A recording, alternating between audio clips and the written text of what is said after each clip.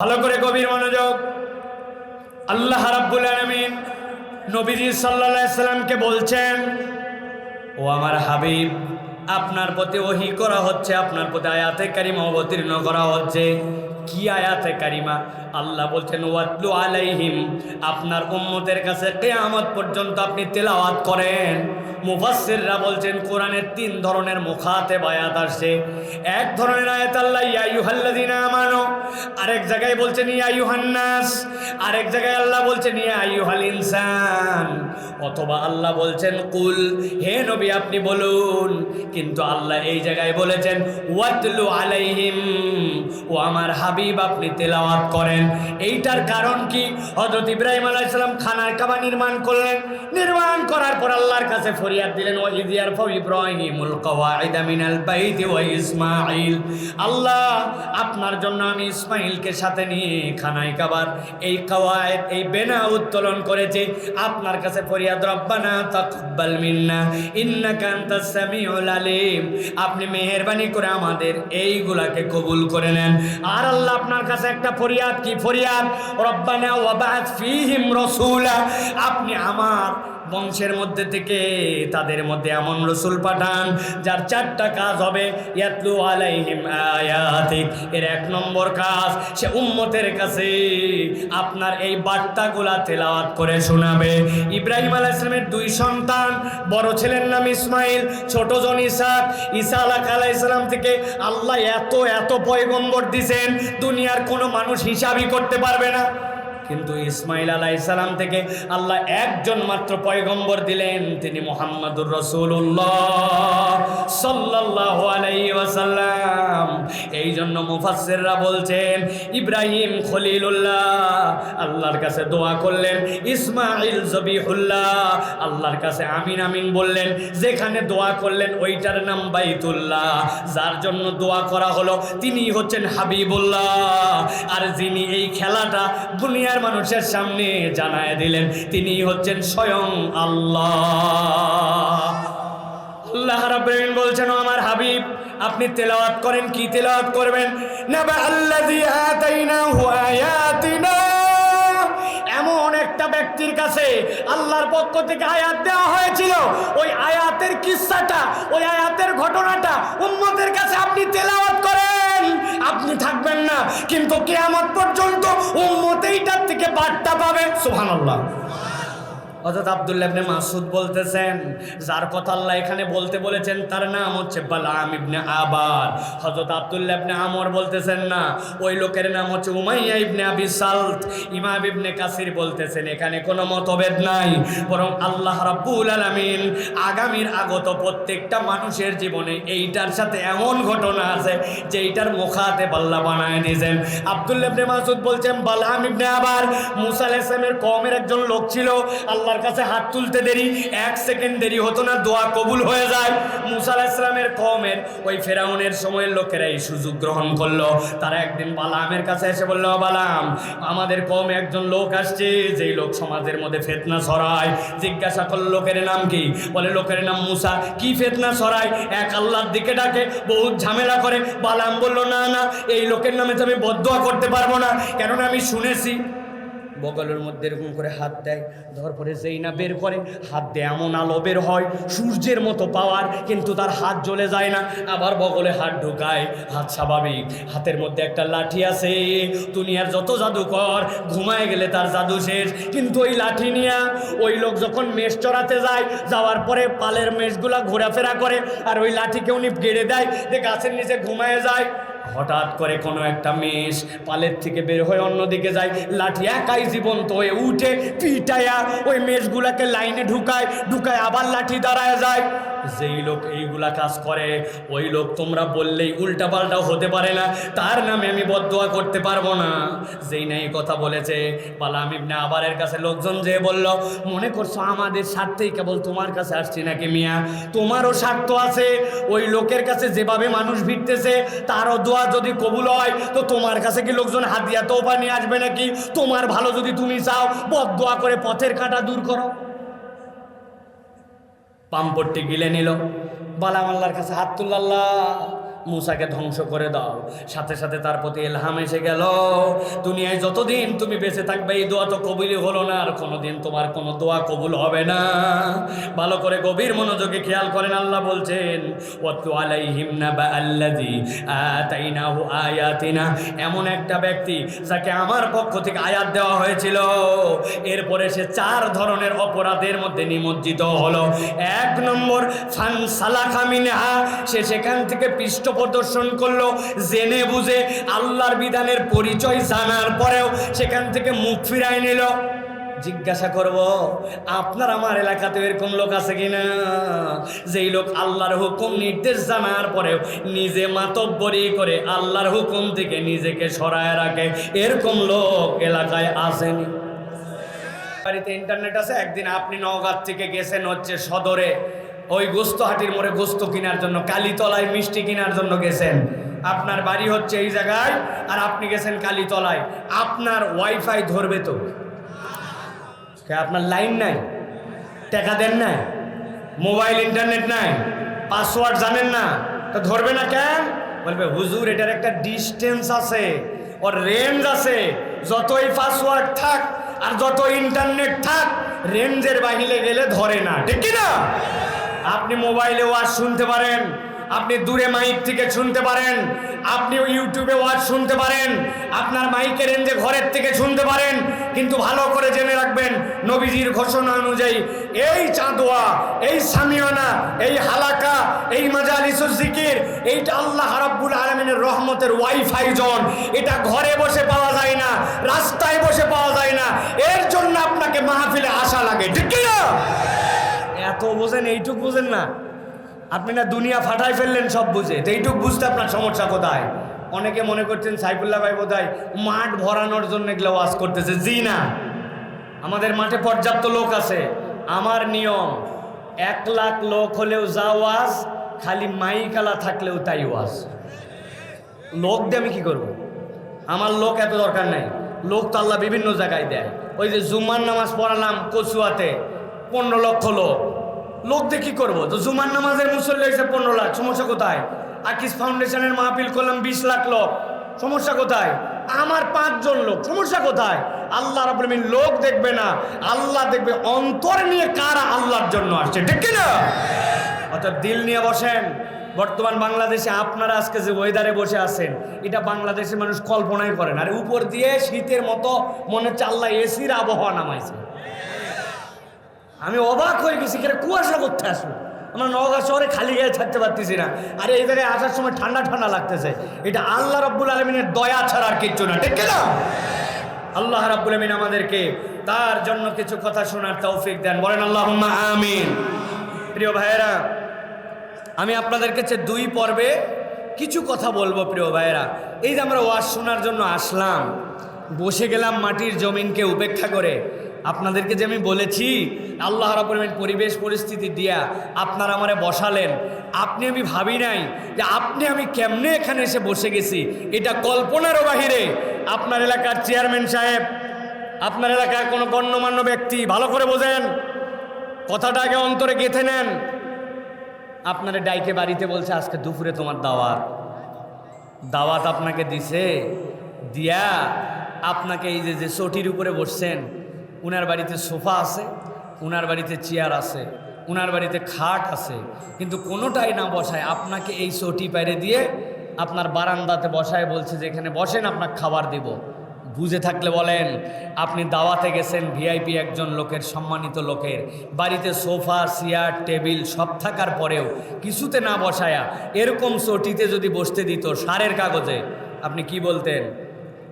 কি বলতেন আপনি বলতেন পরিবেশ পরিস্থিতির কারণে যদিও আজকে বসছি, কিন্তু আজকেই তোমার বাড়িতে আসা কেবল আমারই শেষ না, আমার 3 প্রজন্মকে বলে যাব তোর মতো বেয়াদবের বাড়ির যেন কেউ খাইতে না আসে। কথা বলেন? বেটা, তোর চেয়ার টেবিল থাকতে, তোর সব কিছু থাকতে তুই আমাকে এই জায়গায় বসালি, কিন্তু আপনি একবার হিসাব করলেন না, নতুন জামা কাপড় পরে আপনি চটির উপরে এসে কোরআনের জন্য বসে পড়ছেন। এটা কোরআনের মাহফিল ছাড়া কেউ আপনাকে এইভাবে বসাতে পারতো না। এটা আল্লাহকে, আল্লাহ রসুলকে, কোরআনকে, মাহফিলকে আমরা ইজ্জত করি, আমাদের মনের মধ্যে ঈমান আছে ন্যূনতম, এই জন্য আমরা বসে গেছি, ঠিক কিনা? এই জন্য আল্লাহ রাব্বুল আলামিন বলছেন এই কোরআন শুনলে আমাদের লাভ আছে, আছে কিনা? আল্লাহ রাব্বুল আলামিন বলছেন দুনিয়ার মানুষকে, ও আমার হাবিব আপনি জানান, ফাতাওয়াল্লা আনহুম ফামা আনতা বিমালুম ওয়াযাক্কির ফাইন্নায যিকরা তানফাউল মুমিনিন। আল্লাহ বলছেন দুনিয়ার মানুষকে আপনি জানান, ও আমার হাবিব আমি 4টা আয়াত তাদের জন্য দান করলাম, ওই আয়াতগুলা থেকে তারা যেন তাদের বার্তাগুলা খুঁজে নেয়। আল্লাহ বলছেন আপনি জিকির করেন, ফাযাক্কির আপনি স্মরণ করান, আমি আল্লাহ জানালাম আপনার কাছে যে কোরআনের বার্তা আপনি তাদের কাছে দিবেন।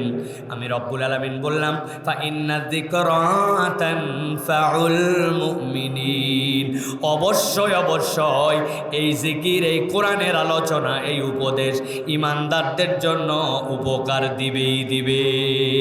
সুবহানাল্লাহ। আপনি বলবেন হুজুর উপকার তো দিবে কি জানা আছে? আমি বলবো আপনি এখন পর্যন্ত 90% জানেনই না। আপনি জানেন এক অক্ষর পড়লে 10টা সওয়াব হবে, রব্বুল আলামিন চাইলে এটা 700 গুণ পর্যন্ত বাড়ায় দিতে পারেন।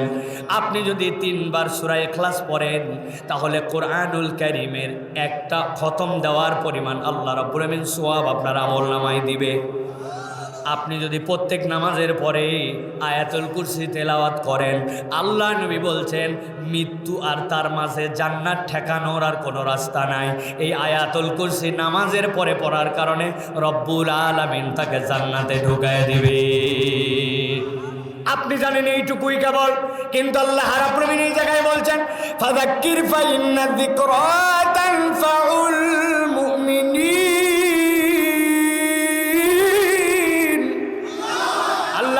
দুনিয়ার মানুষ আমি এই জায়গায় যে নাফা, এই জায়গায় যে উপকারের কথা বললাম, এইটা আমি রব্বুল আলামিন তোমাদের কাছে প্রকাশ করে দেই নাই, আমি নির্দিষ্ট করে দেই নাই।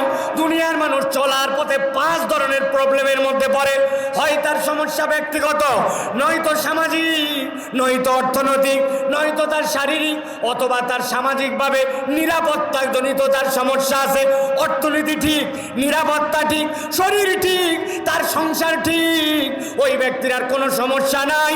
আল্লাহ বলছেন ও আমার হাবিব আমি আপনার উম্মতকে জানালাম যেই কোরআন তার কাছে দেওয়া হলো, এই কোরআন যদি একবার সে গ্রহণ করতে পারে, কেবল পড়ে পড়ে তার ফায়দা নয়, তার পুরা জীবনে যে ধরনের কল্যাণ লাগবে আল্লাহ কোরআনের জিকিরের মধ্যে তার জন্য সব কল্যাণ ঢুকায় দিছে। ভালো করে খেয়াল করেন, 3টা আয়াতে কারিমা বলবো, প্রথমে সিধা দিকে যাব, এরপরে পিছন দিকে সামনে আসব। কথা গভীরভাবে না বুঝলে কথা হারায় যাবে। আল্লাহ বলছেন যাদেরকে আমি বললাম তোমাদের জন্য এই কোরআনের জিকিরের মধ্যে রব্বুল আমিন উপকার ঢুকায় রাখছেন, এরপরের আয়াতে আল্লাহ বলছেন খেয়াল করেন, সকলেই জানি আমরা ওয়ামা খলাকতুল জিন্না ওয়াল ইনসা ইল্লা লিয়াবুদুন। আল্লাহ বলছেন জিন আর ইনসানকে একমাত্র আমার ইবাদতের জন্য সৃষ্টি করা হয়েছে। এই আয়াতের আগে শুনেছেন কি শুনেন নাই? শুনেছেন, কিন্তু এই জায়গায় জানা কথার মধ্যে একটা অজানা বার্তা আছে। আপনি আমি চিন্তা করি, নামাজ পড়ি, 1 মাস রোজা রাখলাম, হজও করছি, যাকাত ফরজ হলে দেই, দান সদাকা করি, চিন্তা করছি আমি যে নামাজ পড়ি এটা করে নিশ্চয়ই আল্লাহর বিরাট উপকার করতেছি, তাই তো? ভালো করে বুঝে নেন, আহলে সুন্নাত ওয়াল জামাতের আকীদা হচ্ছে দুনিয়ার সব মানুষ যদি আল্লাহর ইবাদতে নিমজ্জিত হয়ে যায় রব্বুল আলামিনের ইজ্জত 1 চুলও বাড়ে না। আর সব মানুষ যদি আল্লাহর ইবাদত বাদও দিয়ে দেয় আমার রবের এমন ইজ্জত 1 চুল পরিমাণ আমার রবের ইজ্জত কমে না। সুবহানাল্লাহ। তাহলে আমরা কেন ইবাদত করি? আল্লাহ রাব্বুল আমিন বলছেন ও বান্দা বার্তাটা ক্লিয়ার করে নাও, মা উরিদু মিনহুম মির রিজকি ওয়া মা উরিদু আন ইউতঈমুন। আল্লাহ বলছেন ও তোমাদের কাছে কোনো খাদ্যও চাই না, আমি তোমাদের কাছে কোনো রিজিকও চাই না। রব্বুল আমিন বান্দার কাছে রিজিক চান না, রব্বুল আমিন বান্দার কাছে খাদ্য চান না।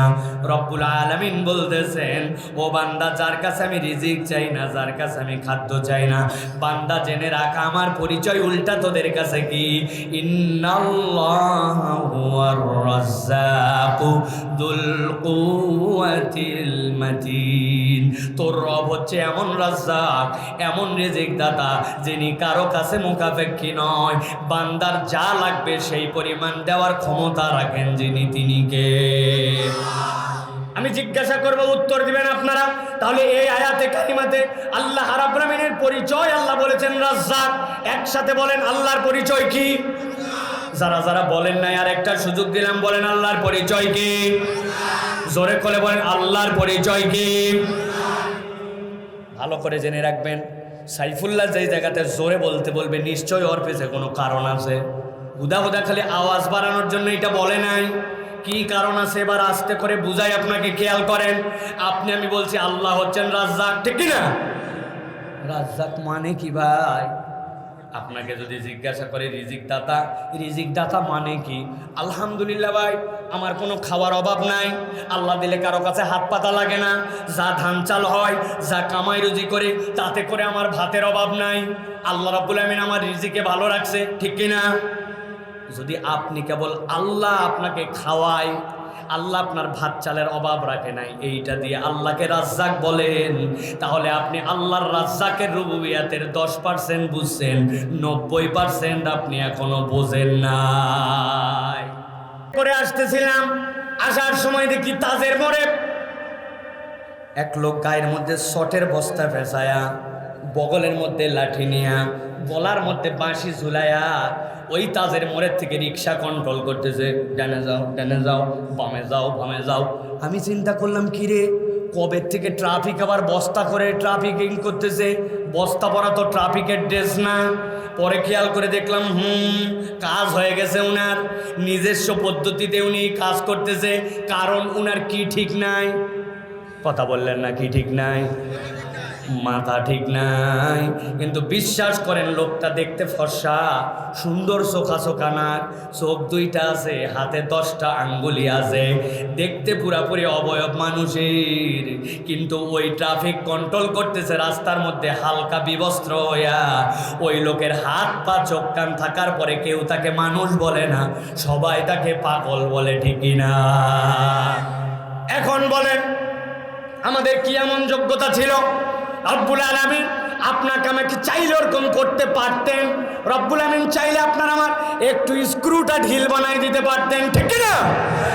কিন্তু কারো বাপের ক্ষমতা নেই আমাকে পাগল বলবে, ঠিক না?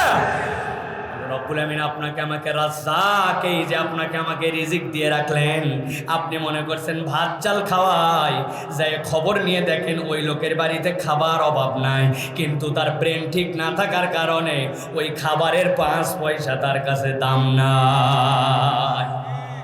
রব্বুল আমিন আপনার আমার জন্য রাজ্জাক। কনসেপ্ট পরিষ্কার করেন। আল্লাহ রাব্বুল আমিন বান্দার এমনভাবে রিজিক দিয়েছেন, নতুন প্রজন্ম যারা, তারা এখন মেতে উঠেছে একটা আইটেম নিয়ে, AI, আর্টিফিশিয়াল ইন্টেলিজেন্স। জানেন না আপনারা? আপনারা গুগল করবেন, কোনো একটা লেখা দিলে 1 সেকেন্ডের মধ্যে আপনাকে ছবি বানায় দিচ্ছে, লেখা বানায় দিচ্ছে, কবিতা বানায় দিচ্ছে। আর্টিফিশিয়াল ইন্টেলিজেন্স নিয়ে দুনিয়া মানুষ অবাক হয়ে গেছে। মানুষের যা চাহিদা লেখা মাত্র সেইগুলা পূরণ করে দেয়। এত বিজ্ঞান আগায় গেছে। কিন্তু আমি আপনার কাছে বলতে চাই, আল্লাহ আপনার আমার কেমন রাজ্জাক রব আপনি একবারও কল্পনা করেন নাই, কিন্তু একটু ভাবলে আপনার কাছে পরিষ্কার হবে। আমি আপনাদের কাছে একটা প্রশ্ন করব, একটা মুখ বন্ধ রাখা যাবে না, যারটা তাকে বলতে হবে, আস্তে হোক জোরে হোক কথা বলে বলতে হবে।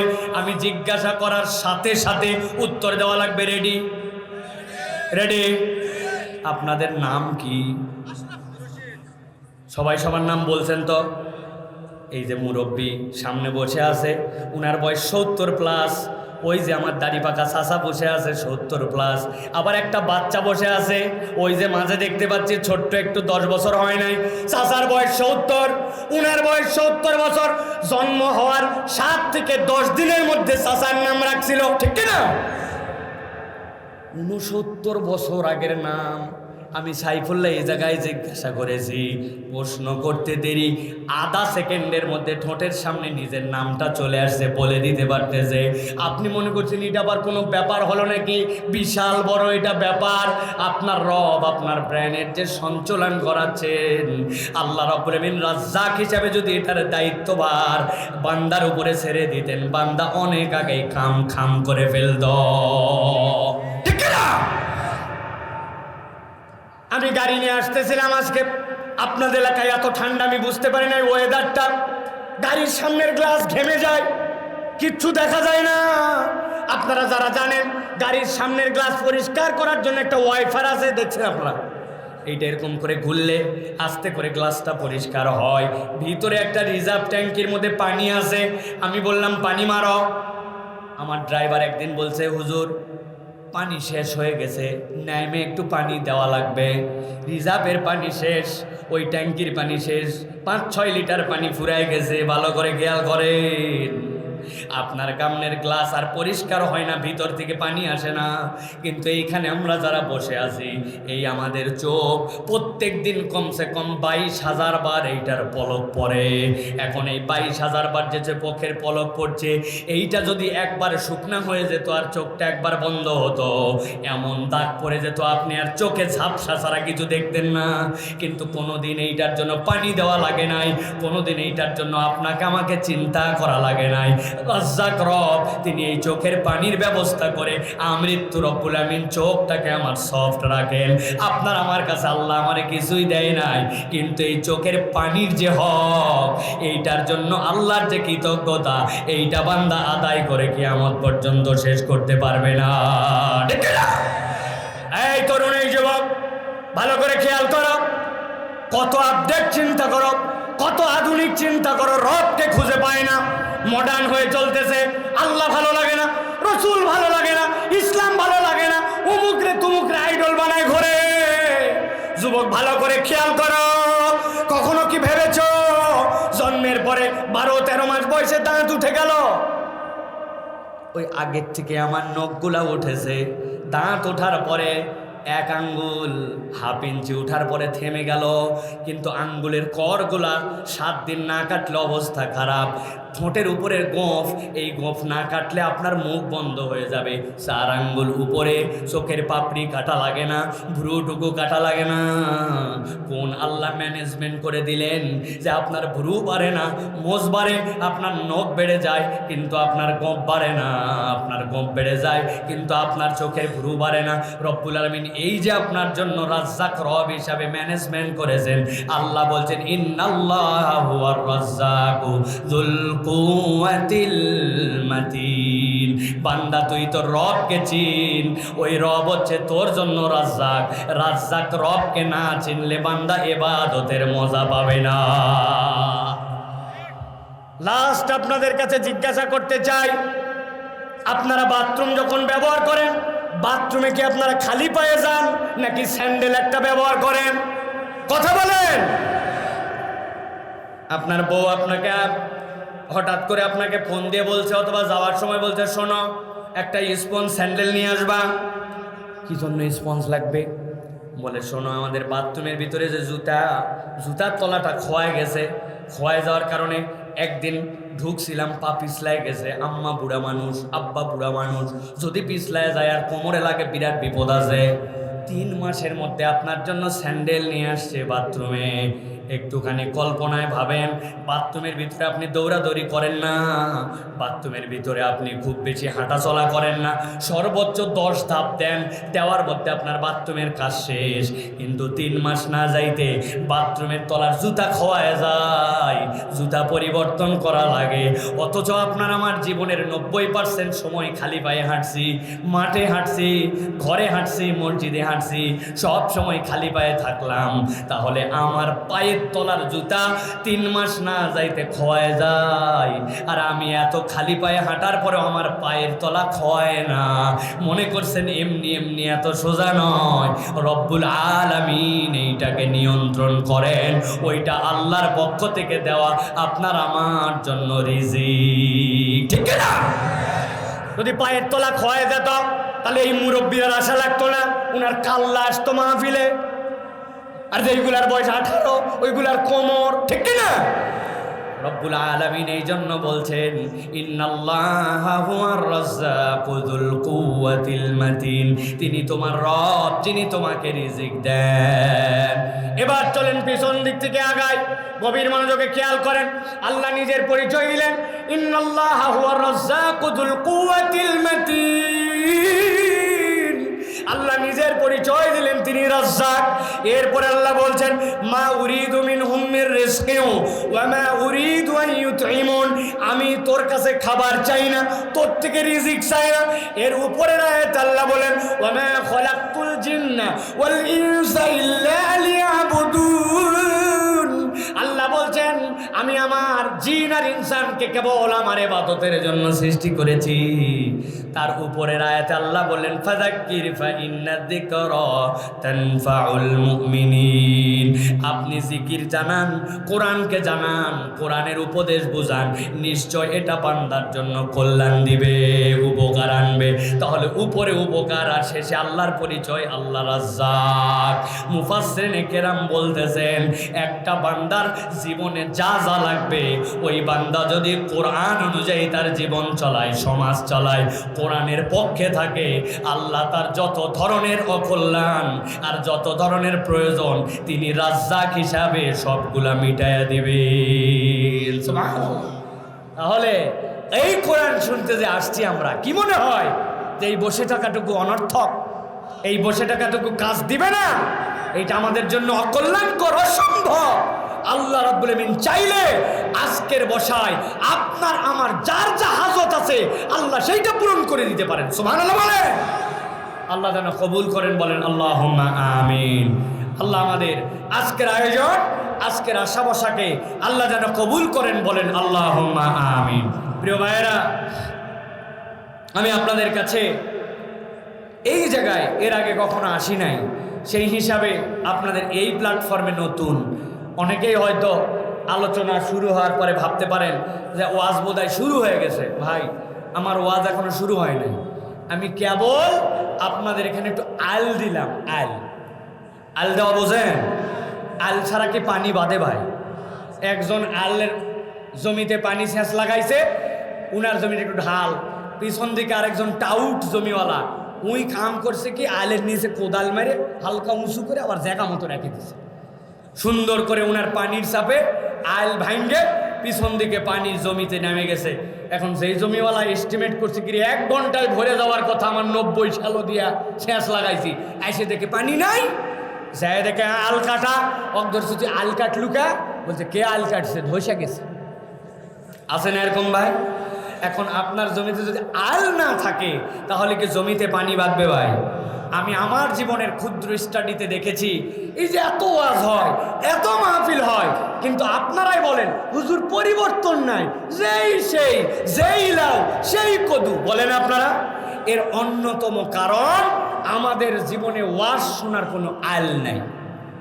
আসলাম, শুনলাম, কি শুনলাম না শুনলাম কিচ্ছু নাই। কালকে যাই বলবে একটা বক্তা ছিল ফাটাফাটি। আরেকজন জিজ্ঞাসা করছে হুজুর কি ফাটালো, বলছে তা বলতে পারবো না, কিন্তু ফাটাছে।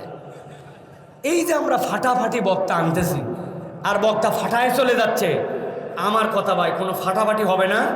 আপনারা চাইলে আমরা একটু নির্ধারিত পয়েন্টে ছোট্ট একটু অংশে একটা তাফসীর শুনে আমরা চলে যেতে চাই। রাজি আছেন আপনারা ভাই?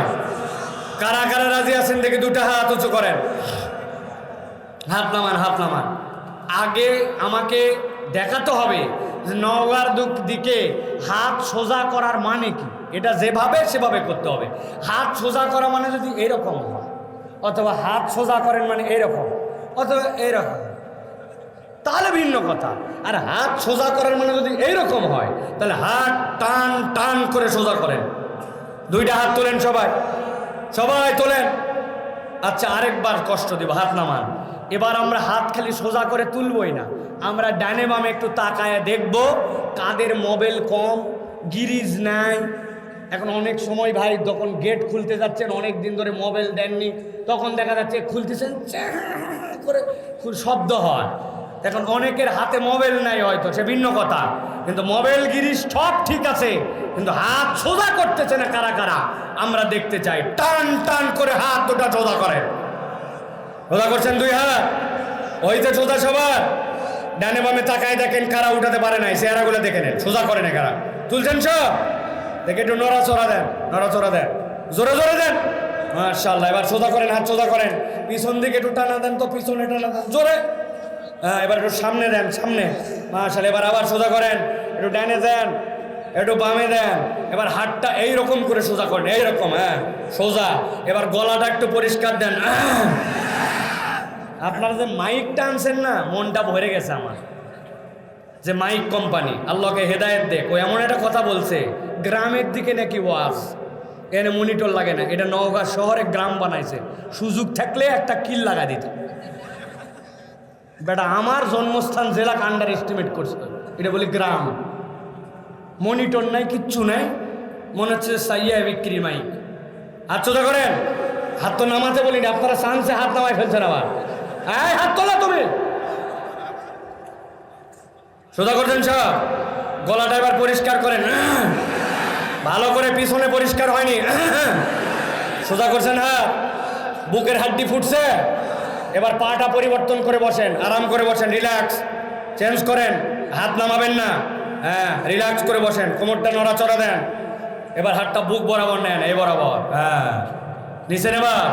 এবার আমরা এটা দেখাতে চাই, আজকের এই গোপা এলাকাবাসী তারা দেখুক যে আল্লাহর জমিনে আল্লাহর কোরআন শোনার জন্য প্যান্ডেল উপচায় মানুষ আসছে, আলহামদুলিল্লাহ। তারা আকাশ বাতাস মুখরিত করে একটা তাকবীর দিতে চায়, পারবেন ইনশাআল্লাহ? এই যে হাত বুক বরাবর ধরে আছেন, আমি যখন লিল্লাহি তাকবীর বলবো, হাত দুটো আসমানের দিকে ছুঁড়ে দিয়ে জীবনের সব শক্তিকে একত্র করে আল্লাহু আকবার বলতে হবে, পারবেন ইনশাআল্লাহ? যারা পারবেন তারা বলেন আল্লাহুম্মা আমিন, যারা পারবেন না তারা বলেন আল্লাহুম্মা আমিন। আছে কতগুলো পারবে না, আগেই বলে দিছে। পারবেন ইনশাআল্লাহ? হাত বুক বরাবর আছে তো, নাকি ফাঁকি মারবেন? বহুত বুড়া আছে, দুনিয়ার পাম্পট্টি দিছি ভাই, এটা জোরে স্লোগান দেওয়ার জন্য। উনাকে বলছি লিল্লাহি তাকবীর, উনি উত্তর দিছে আল্লাহ। ব্যাটারি না, ড্যাম ব্যাটারি, এই ড্যাম ব্যাটারি চলবে না, হিম্মত করে এটা তাকবীর দিতে হবে। পারবেন ইনশাআল্লাহ চাচা? এই যে আমার বাবাজি, কি ব্যাপার, ঠ্যাঙ্গের উপর ঠ্যাং তুলে হাতটা ধরেন এরকম করে। চেয়ারে বসে আছেন আপনারা, বাবা ঠ্যাঙ্গের উপর ঠ্যাং দিচ্ছেন আবার। এগুলো লোক নিচে বসে আছে, ইজ্জত দিতে হবে না তাদের? যারা যারা চেয়ারে বসছে সব নামগুলো লিখে নেন, প্রত্যেকের 2000 টাকা করে নেবেন মাহফিলের জন্য। আল্লাহ ইজ্জত দিয়ে উপরে বসাইছে, ঠিক কিনা? ও বাবা, এই লোক কোথায়, নাম লেখো সব চেয়ারে, 2000 টাকা করে একবারে টন টন করেছে। হ্যাঁ, সোজা করে নেওয়া করছেন, রেডি তো সবাই? দেখে আকাশ বাতাস মুখরিত করে আমি লিল্লাহি তাকবীর, আপনারা আল্লাহু আকবার বলে আবার হাত নামাবেন। রেডি? তরুণরা রেডি? যুবকরা রেডি? দেখি তাকবীর দাও, লিল্লাহি তাকবীর, লিল্লাহি তাকবীর। আল কোরআনের আলো, আল হাদিসের আলো, তোমার নেতা আমার নেতা, তোমার নেতা আমার নেতা। আলেম ওলামা যেখানে, আল্লাহর আইন যেখানে, লিল্লাহি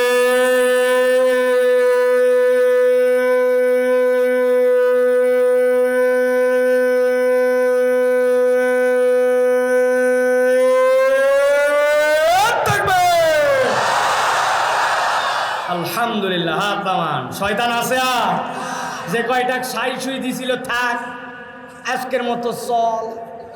ওই শয়তান আপাতত আমাদের তালগাছি পার, ঠিক কিনা? তালতলির মোটামুটি চলে গেছে, ঠিক কিনা? শয়তান আল্লাহু আকবারের স্লোগান পছন্দ করে না, এই জন্য শয়তানের দল যারা, ওরাও আল্লাহু আকবারের স্লোগান দিতে পারে না। আগামীর বাংলাদেশ ইনশাআল্লাহ ইসলামের বাংলাদেশ, আলেম ওলামার বাংলাদেশ, বৈষম্যহীন বাংলাদেশ, ইসলাম পক্ষের বাংলাদেশ, ভারতীয় আধিপত্যবাদের বিরুদ্ধে থাপ্পড় লাগানোর বাংলাদেশ। বাংলাদেশে আল্লাহু আকবারের পক্ষে যারা, তাদের পক্ষে আমরা, ঠিক কিনা? ইনশাআল্লাহ। এই জন্য একদল দেখবেন এখন উঠে পড়ে লাগছে, ইসলামপন্থীদেরকে জঙ্গি জঙ্গি খেলা চালাচ্ছে।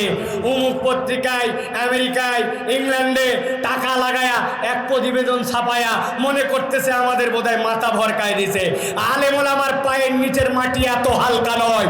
এই দেশে আমাদের রক্ত পুঁতা আছে, ইনশাআল্লাহ কিয়ামত হয়ে যাবে, আলেম ওলামায় দেশ ছেড়ে পালাবে না, ঠিক না? যাদের পালানোর ওরা পালায় গেছে, ঠিক না? যারা পালায় গেছে তারা আবার মনে করতেছে পালায় বোধহয় জিতে গেছে। ও বাবা, আমি জিজ্ঞাসা করতে চাই, আমেরিকা তো আল্লাহর দুনিয়ার বাইরে, কানাডা আল্লাহর দুনিয়ার বাইরে, পাশের দেশ আল্লাহর দুনিয়ার বাইরে। বেকুবের বাচ্চা বেকুব, তুই তো পালায় কিছুই যেতে পারিস নাই, কেবল একটা লাত্তি খাইছিস। ওই পারের গোল পোস্ট পর্যন্ত যাইতে, জাহান্নাম পর্যন্ত পৌঁছাতে শটাতে তোকে নিয়ে যাবে, ঠিক না? প্লেয়ার হিসেবে নাম ছিলি না, তুই ডেস্কের মধ্যে বসেছিলি, এখন ফিল্ডের মধ্যে চলে গেছিস, এখন শট খাওয়াই। আর খোলামেলা বললাম না, অনেক কথা আছে, ভিন্ন দিকে যাবে। এখন আপাতত লাইন মতো থাকি, ঠিক না? তাহলে আসেন তো আপনারা ইনশাআল্লাহ। তবে মুরব্বীদের জন্য ছুটি দিয়ে দিলাম, যাদের বয়স 40-এর উপর আপনার বাড়ির যান, আপনাদের কোনো ওয়াজ হবে না। যা ওয়াজ হবে আমার তরুণ আর ইয়াংদের জন্য। ও আপনারা থাকলেও ভালো, না থাকলেও ভালো। আমার ইয়াংরা, আমি যতক্ষণ ভালো লাগুক খারাপ লাগুক তোমার ততক্ষণ থাকা লাগবে, ঠিক না? আসো তো ভাই, আসো তো ইনশাআল্লাহ। চলো তাহলে আমরা সকলে কুরআনুল কারীমের মধ্যে প্রবেশ করি। সমস্বরে আমরা জড়তা ঝেড়ে, ছেলে মেয়ে আবাল বৃদ্ধ বনিতা কাছে দূরে দাঁড়িয়ে বসে চেয়ারে নিচে সকলে আমরা কুরআনুল কারীমের মধ্যে প্রবেশ করবো ইনশাআল্লাহ। সকলে সমস্বরে আমার সাথে পড়ো। আউযু বিল্লাহি মিনাশ শাইতানির রাজিম। বিসমিল্লাহির রাহমানির রাহিম। ওয়াতলু আলাইহিম নাবা'আল্লাযী আতাইনাহু آياتنا فانسلخ منها فأتبعه الشيطان فكان من الغاوين। দু একজনকে চেনেন, দেখেন তো আমি একটু চিনাই, আপনি চেনেন কিনা?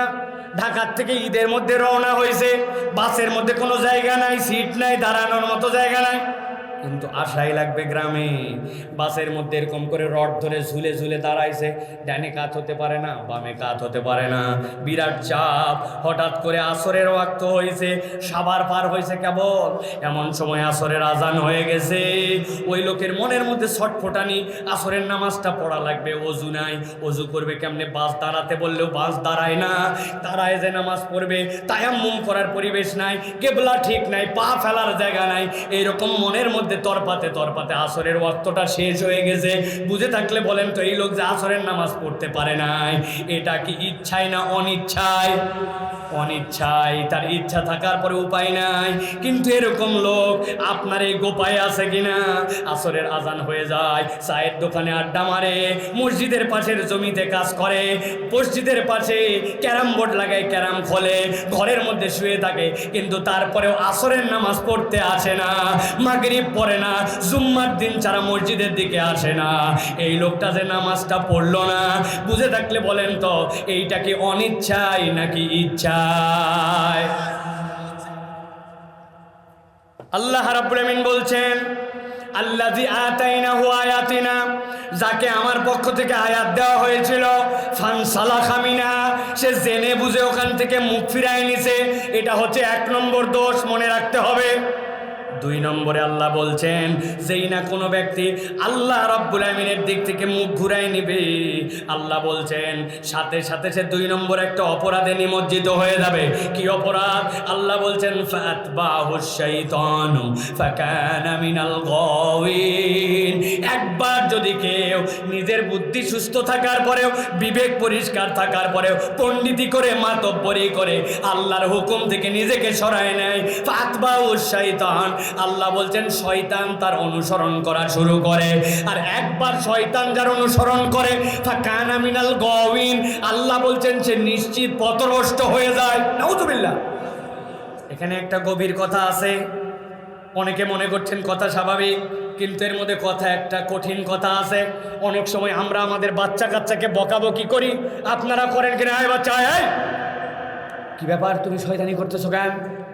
এই তুই এই কাজ করিস কেন? এটা শয়তানি কাজ, বলি কিনা ভাই? এটার মানে কি? ও যে কাজ করতেছে ওইটা খারাপ কাজ, শয়তানি কাজ, ওইটা করলে শয়তানের অনুসরণ করা হবে। কিন্তু আল্লাহ এই জায়গায় ওই কথা বলেন নাই। আল্লাহ বলছেন কেউ যদি জেনে বুঝে আল্লাহর বিধান থেকে মুখ ফিরায় নাই, ফাআতবাহুশ শাইতান, সে শয়তানের অনুসরণ করে না, শয়তান তখন তার পিছে লেগে যায়। আর একবার শয়তান যার পিছে লাগে ফাকানা মিনাল গাওয়িন, আল্লাহ বলছেন নিশ্চিত জেনে থাকো ওই ব্যক্তি পথভ্রষ্ট হবেই হবে। তাহলে এই জায়গায় অপরাধ হচ্ছে দুইটা, জোরে বলেন কয়টা? আর সামনে আল্লাহ বলতেছেন আরো দুইটা। তাহলে একসাথে বলেন টোটাল অপরাধ কয়টা? সবাই বলে নাই টোটাল অপরাধ কয়টা? হাতগুলো এরকম করে নামান, রেডি করেন, সব হাত নামান, ভাঁজেতে করেন। আমি জিজ্ঞাসা করব টোটাল তাহলে অপরাধ কয়টা? একসাথে বলতে হবে চারটা। হাত নামান। টোটাল অপরাধ কয়টা? কারা কারা হাত তুলতে পারে নাই? আরেকটা সুযোগ দিলাম, হাত নামান। এই মহিলারা আসছে ওয়াজ শুনতে, ভাই মহিলারা আসছে কি শুনতে আসছে? হ্যাঁ, আপনি জানেন না আন্দাজে মহিলারা অধিকাংশ ওয়াজ শুনতে আসে। আসার পরে যায় দেখেন ঈদের মধ্যে কোন বাড়ির থেকে কার ছোটবেলার দেখছিল তার একটা বাচ্চা নিয়ে আসছে। আর ওরে জরিনা, তোর আবার সল হচ্ছে, এই যে গল্প জুড়িছে কিসের ওয়াজ? ওরা নিজেদের খালি ননদ নন্দায় শ্বশুর বাড়ির গল্প শেষ হচ্ছে না, ঠিক কিনা? আবার কতগুলো আসছে কোলের মধ্যে একটা রেডিও চ্যানেল নিয়ে ক খ খ, এই চ্যানেলের কান্নাকাটিতে বাকিদের ওয়াজ শোনার কাম সারা, ঠিক কিনা? এই মা বোনেরা, খালি এটা বিনোদন না, আমার এই ওয়াজ আপনার বাড়িতে নিয়ে যাওয়া লাগবে।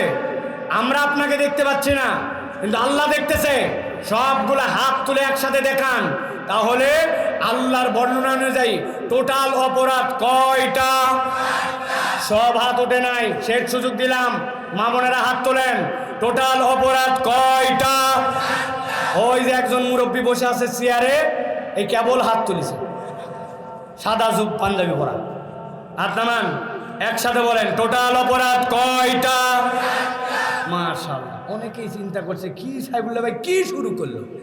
এগুলো করার কারণ আছে, বলছি না আমাদের ওয়াজ বাড়িতে যায় না। আজকের ওয়াজ ইনশাআল্লাহ আমরা বাড়িতে নিয়ে যাব, ঠিক কি না? আল্লাহ কবুল করুন, আল্লাহুম্মা আমিন। তাহলে প্রথমে গেছে দুইটা অপরাধ, একটা হচ্ছে জেনে বুঝে আল্লাহর আয়াত থেকে মুখ ফিরাই নিছে, আর 2 নম্বর শয়তান তার পিছে লাগছে। মনে থাকবে তো ইনশাআল্লাহ? চলেন এবার সামনে যাই। আল্লাহ রাব্বুল আলামিন বলছেন ওয়ালাউ শি'না লারাফা'নাহু বিহা, ও আমার হাবিব আপনি জানায় দেন যদি তারা আল্লাহর বিধানকে অস্বীকার না করে মেনে নিত, আমি আল্লাহ চাইলে তার ইজ্জত আসমানে উঠাই দিতে পারতাম, কিন্তু তারা আল্লাহর বিধানকে মানে নাই, উল্টা আরো 2টা অপরাধের মধ্যে নেমে গেছে। কি অপরাধ? আল্লাহ বলছেন ওয়ালাকিন্নাহু আখলাদা ইলাল আরদ, 3 নম্বর অপরাধ হচ্ছে সে নিরেট দুনিয়াদার হয়ে গেছে, দুনিয়া ছাড়া সে আর কিছুই বুঝতো না। আরবিতে খুলদুন শব্দের অর্থ এমন চতুষ্পদ জন্তু যেইগুলা মাঝে মাঝে মাথা উঁচু করলেও সব সময় জমিনের দিকে মাথা নামাই দিয়ে রাখে। ঘাস খায় গরু, ছাগল খায় পাতা, যে অবস্থায় থাক না কোনো মাথা উঁচু করলেও তার মাথাটা সব সময় নিচের দিকেই থাকে। আরবিতে বলা হয় এই শ্রেণীর প্রাণীকে খুলদুন। আল্লাহ বলতেছেন মানুষের মধ্যেও এমন কতকগুলা মানুষ আছে ও হালাল হারামের বাছ বিচার করে নাই, আল্লাহ রসুলের তোয়াক্কা করে নাই। ওয়ালাকিন্নাহু আখলাদা ইলাল আরদ, তার কেবল দুনিয়া চায় আর দুনিয়া লাগবে, কোনটা হালাল কোনটা হারাম বাছ বিচারের সময় নাই। ওরা নিরেট দুনিয়াদার হয়ে গেছে। বুঝে থাকলে বলেন আপনার আমাদের সমাজে এরকম মানুষ আছে কিনা? আমি অনেক সময় বলি আমরা আছে বলি কিন্তু চিনি না। আমি 2-1টা মানুষকে একটু চিনাই, দেখেন তো আপনারা আমার মধ্যে এরকম মানুষ আছে কিনা। আপনি বাজারে গেছেন ঈদের মধ্যে, কাপড় কিনবেন, যাওয়ার পরে আপনাকে দেখে বলছে মুরব্বী আপনার মতো সেনা লোক বলে কেনা দামে দিলাম, বাপ দাদার জন্মে আপনাকে দেখে নাই, আপনাকে বানাইছে সেনা লোক, আর জীবনে আপনার সাথে লাভ ছাড়া বেচে নাই, 500,000 টাকা গলা কাটছে আপনার, কিন্তু বলতেছে আপনাকে কেনা দামে দিলাম। আছে কিনা? ওর দোকানের মাল হালাল, ওর ব্যবসা হালাল, আইটেম হালাল, কেবল একটু ব্যবসা বাড়ানোর জন্য মিথ্যা কথা বলে নিজের হালাল ব্যবসাকে দুনিয়াদারিতে নিমজ্জিত করে হারামে রূপান্তর করে। এরকম মানুষ আছে নাকি না? সকালবেলা মুরব্বী কান্দের মধ্যে কোদাল নিয়ে মাঠের দিকে রওনা হয়েছে। লোকজন জিজ্ঞাসা করছে, চাচা এত সকালে কোথায় যান? বলছে, বাবা রোদ উঠলে আর আগের মতো কাজ করতে পারি নাই, এই জন্য রোদ উঠার আগে একটু মাঠে কাজ করতে যাচ্ছি, আলটা একটু সমান করার জন্য যাই। মুরব্বীর উদ্দেশ্য আসলে ভিন্ন। যার জমি লাগানো, ওই পারের লোক এখনো জমি কাটতে পারে নাই, উনি আল কাটার নাম করে জমিটা একটু 4 আঙ্গুল ঠেলতে চায়। এরকম মুরব্বী এলাকায় না। এত বড় দাড়িওয়ালা, 5 ওয়াক্ত নামাজ পড়ে, কিন্তু আল ঠেলার লোভ, জমি ঠেলার লোভ এখনো সামলাতে পারে না। ওয়ালাকিন্নাহু আখলাদা ইলাল আরদ। আল্লাহ বলছেন এরা হচ্ছে নিরেট দুনিয়াদার। ওর দাড়ি ওকে আটকাতে পারে নাই, ওর নামাজ ওকে আটকাতে পারে নাই, ওর মুসলমানিত্ব ওকে আটকাতে পারে নাই। ও 2 নম্বর কাজ করা সারে নাই। ঠিক না? আমার আল্লাহ বলছেন ওয়ালাকিন্নাহু আখলাদা ইলাল আরদ। অনেক ভালো নামাজি আছে, অনেক হাজী সাহেব পর্যন্ত আছে। বাপ মরার সময় বলে গিয়েছিল, বোনের জমিগুলা ফেরত দিয়ে দিস, হক মতো মিরাজনামা বন্টন করো। মরার বয়স হয়েছে, বোন বুড়ি হয়ে গেছে, আজ পর্যন্ত বাপের জমি ইনসাফ মতো ভাগ দেয় নাই, উল্টা বোনরে গল্প শুনাইছে। বোন ভিটার জমি ভাগ নেওয়া লাগে না, সংসারে বরকত হয় না। আছে কিনা? বিরাট বড় হাজি সাহেব, গাজী সাহেব, নামাজি সাহেব, লোকজন দেখলে সালাম ছাড়া ওনার সাথে কথা বলে না, কিন্তু উনি ঘাপলা মেরে ছেলে মেয়ের মধ্যে বেইনসাফ করছে, বোনের জমি ফেরত দেয় নাই, ভাইয়ের সাথে 2 নম্বরই করছে। আছে কি না?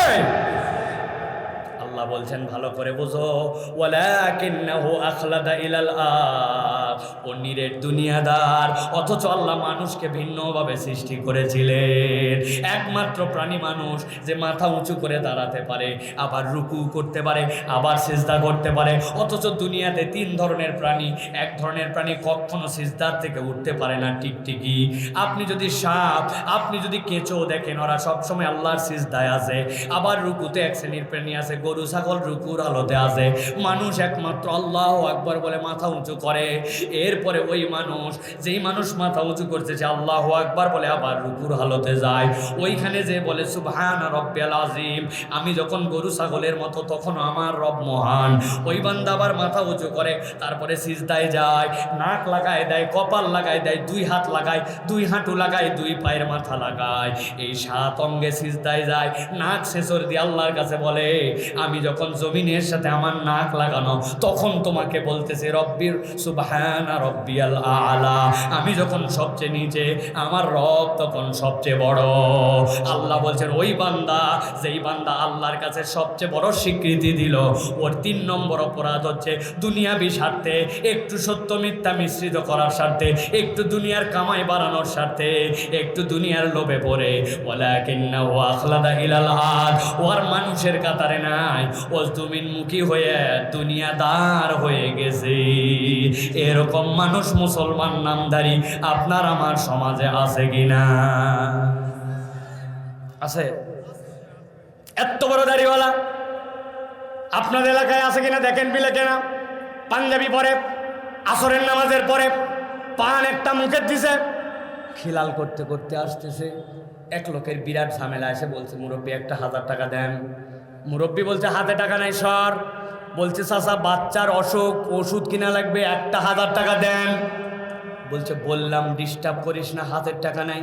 বলছে চাচা আমি না বুঝে আপনার কাছে আসি নাই, আমি জানি আপনার কাছে টাকা ধার দেওয়া যায়, তবে শর্ত হচ্ছে আজকে যদি 1000 দেন, আগামী মঙ্গলবার আল্লাহ বাঁচালে 1250। মুরব্বীর সাথে সাথে বলছে ব্যাককল কোথাকার, মানুষের হাতের টাকা থাকে নাকি, বাড়ির চল। বাড়িতে নিয়ে চলে গেছে। বাড়িতে নিয়ে যাওয়ার পরে 1000 টাকা বের করে দিয়ে বলছে লাগলে আরো বল, তোর চাষি ব্যবসা করে বসে থাকে, কি করবে? তবে যা করবো তাড়াতাড়ি কর। আসরের নামাজ পড়ে আসছি, মাগরিবের আজান হচ্ছে, দিন ছোট, আমি কিন্তু আবার তকবিরে উলার সাথে জামাত ধরবো। আসরের নামাজ পড়ে দাদনে সুদে টাকা লাগায়া আবার মাগরিবের নামাজ তকবিরে উলা ধরতে চাই, এরকম দাড়িওয়ালা টুপিওয়ালা কতকগুলা মুনাফেক মার্কা মুসলমান আছে কিনা? কথা বলেন, আছে? আল্লাহ রাব্বুল আমিন বলছেন ওয়ালাকিন্নাহু আখলাদা ইলাল আরদ, ওর দাড়ি টুপি ইসলাম ঈমান একটাও তাকে পশুর থেকে উত্তম বানাতে পারে নাই। এটা হচ্ছে তার 3 নম্বর রোগ। সে উপরে মানুষ কিন্তু ভিতরে ভিতরে পশুর থেকে অধম। আল্লাহ বলছেন এটা 3 নম্বর। আর 4 নম্বর তার রোগ ওয়াত্তাবা হাওয়া, সে তার মন পছন্দ জিন্দেগি চালায়, আল্লাহও নেই, আবার তার সমাজও লাগে, দুনিয়া আর কোরআনের বিধানও তার পছন্দ, আবার সমাজের বিধানও তার সাথে যুক্ত করা লাগে। তার মন ওই পর্যন্ত আল্লাহর বিধান গ্রহণ করে যে পর্যন্ত ভালো লাগে, আর যে পর্যন্ত ভালো লাগে না ওই পর্যন্ত আল্লাহর বিধান পালন করে না। এরকম মুসলমান আছে কিনা?